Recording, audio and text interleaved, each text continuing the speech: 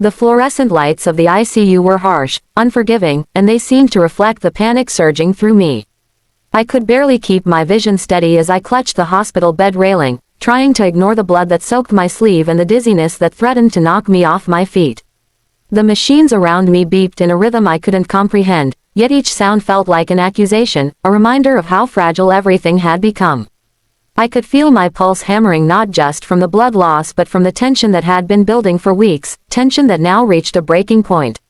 Through the haze, I heard my mom's voice, sharp and unusually calm considering the chaos. "Call Grandpa," she said, as if summoning him could somehow fix the reality of me bleeding on a hospital bed. Her words were like ice in my veins. I had never expected her to respond with practicality instead of panic. I wanted to scream at her, to demand some semblance of empathy, but the pain was too overwhelming. The decision she implied hovered over me like a storm cloud. Grandpa would be involved, and somehow, money was expected. I fumbled for my phone with shaking hands, each movement causing another wave of dizziness. The memory of our past interactions flooded back. Grandpa had always been powerful, influential, untouchable, someone whose word could move mountains. But his generosity had always come with strings that were rarely visible until it was too late. I knew the stakes the moment I pressed his number. I could almost hear him on the other end, calm, commanding, entirely in control. "Grandpa," I managed to croak, my voice weaker than I intended. I could hear the faint rustle of papers in the background, a sign that he was ready, waiting for whatever came next. I need your help." My words sounded pitiful even to my own ears, but it was the truth. I was trapped, bleeding, and uncertain whether my strength would last long enough to navigate the conversation that would follow. There was a pause on the line, long enough for me to feel my chest tighten with anxiety. Then, in his usual tone of quiet authority, he asked, "How much?" The question hit me like a hammer. How much? I wasn't just asking for help, I was negotiating survival. My mom's earlier insistence echoed in my mind. There was no room for hesitation.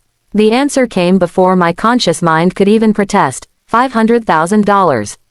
$500,000. I didn't have it, but Grandpa always did, and I knew there would be consequences, strings that would tighten like a noose later. The transaction was swift, clinical. My mom handled the transfer, her expression unreadable, while I sat there, drained, barely able to comprehend the gravity of what I was doing. Each moment felt surreal, like a film playing in slow motion.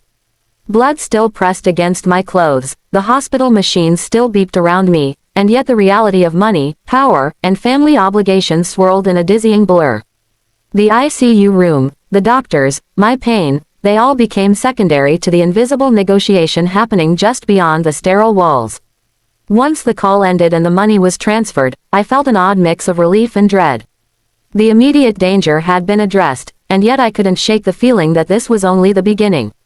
My mom's eyes met mine, devoid of the warmth I had once expected.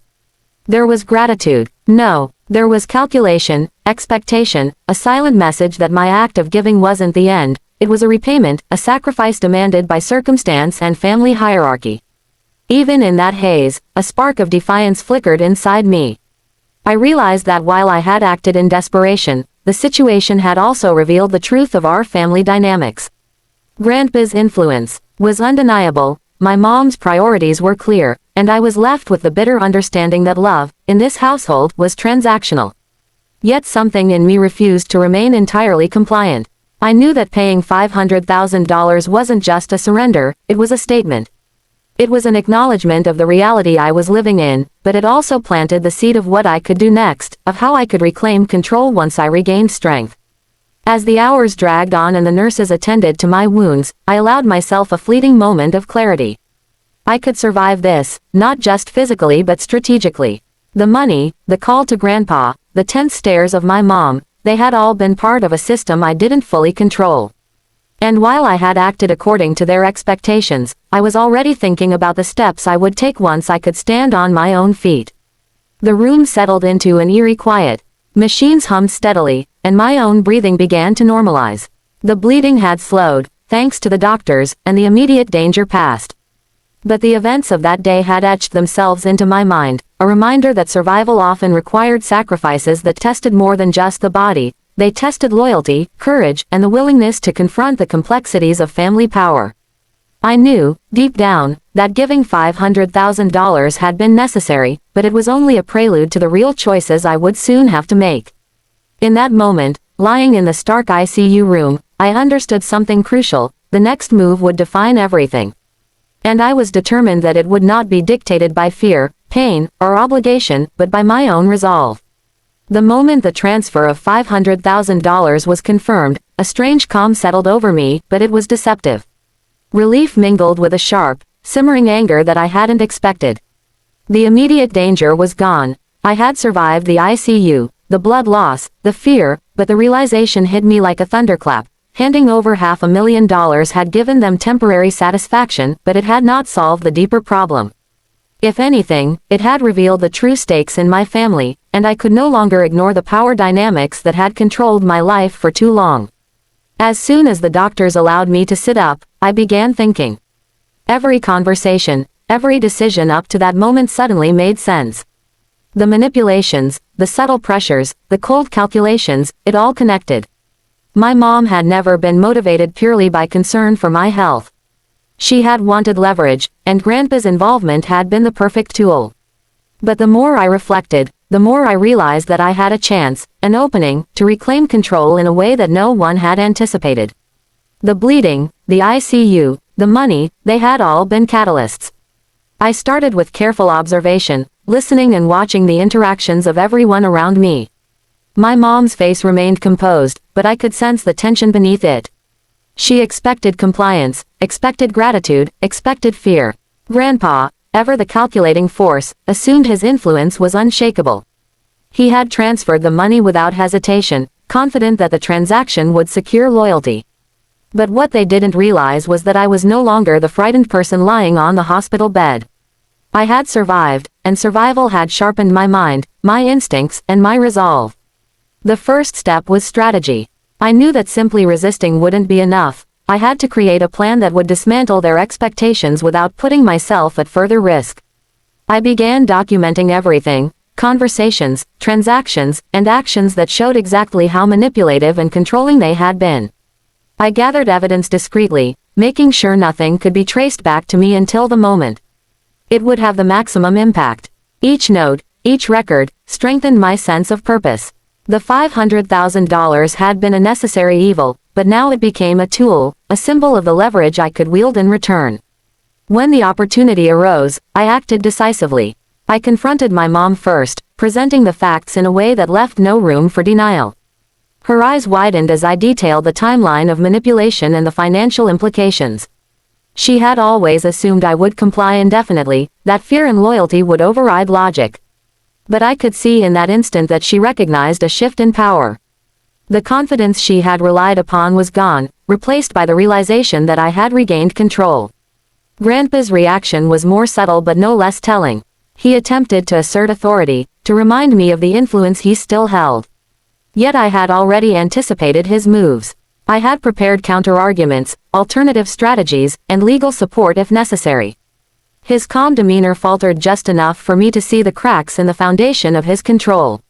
The $500,000, meant to buy compliance, had instead become a catalyst for my empowerment. What they thought would secure my submission had, ironically, triggered the very resistance they feared. In the days that followed, I executed the plan meticulously. Every interaction was calculated, every word deliberate. I reclaimed financial autonomy, secured my personal safety, and, most importantly, redefined my relationships with both my mom and grandpa. Their attempts at subtle intimidation, once so effective, now fell flat. I could see the frustration building in them, the realization that their strategies no longer held sway. Each small victory reinforced the larger goal: to end the cycle of control and manipulation that had dominated my life for so long. The most satisfying moment came when the larger consequences of my actions became apparent. Family allies who had remained silent or complicit began to recognize the shift in dynamics. Those who had underestimated me adjusted their behavior, some in fear, some in reluctant respect. The power that had seemed untouchable, the $500,000, Grandpa's influence, my mom's manipulation, was no longer absolute. I had taken a situation designed to weaken me and transformed it into a turning point, proving that survival was not enough, reclaiming agency was essential. By the time the dust settled, the family structure had changed dramatically. I had established boundaries, reinforced my independence, and, perhaps most importantly, reasserted my dignity. The experience in the ICU, the bleeding, the fear, it all felt like a prelude to a much larger awakening. The $500,000, intended to intimidate or control, had been the spark that enabled me to see clearly, act decisively, and ultimately break free from the invisible chains that had constrained me for years. Looking back, I realized that true power did not come from money, influence, or fear. It came from understanding the system, anticipating the moves of others, and having the courage to act when the stakes were highest. The $500,000 had been a means, not an end. What I did next, carefully, strategically, and with unwavering resolve, ended everything they had assumed would control me. In the end, it wasn't just survival that mattered. It was transformation, the ability to turn vulnerability into strength and fear into empowerment. And that was a lesson no one in my family could ever undo.